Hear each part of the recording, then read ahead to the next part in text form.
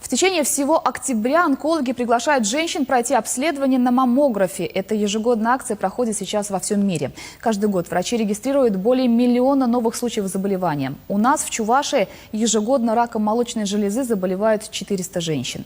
Что предлагают врачи в качестве профилактики, выясняла Татьяна Иванова. Для поддержания здоровья груди врачи советуют быть оптимистом по жизни, правильно питаться, избавляться от вредных привычек и носить удобное белье. И самое главное – регулярно обследоваться. Молодым женщинам показано УЗИ молочных желез раз в год и постоянное самообследование. С возрастом риск возникновения рака увеличивается, и врачи рекомендуют уже маммографию. Женщинам после 40 лет нужно раз в 2 года проходить маммографическое исследование.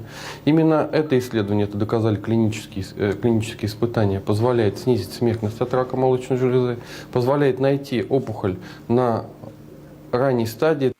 Маммографию сейчас можно пройти даже в самых отдаленных районах республики на специальном мобильном оборудовании. Все снимки оценивают врачи онкодиспансера. В сложных случаях специалисты используют оборудование с более высокой точностью. Но данный маммограф является цифровым оборудованием, на данный момент экспортного класса и единственным в нашей республике в настоящее время, который позволяет проводить все виды диагностических и профилактических маммографий женщинам по показаниям, обычно старше 40 лет.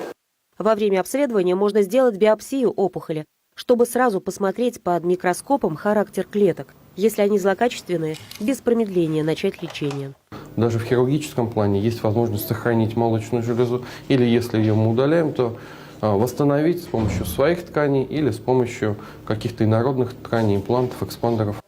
В рамках месячника врачи проведут лекции и занятия в школе профилактики. А 21 октября онкологи ждут всех желающих на День открытых дверей. Татьяна Иванова, Никита Углев, Вести, Чебоксары.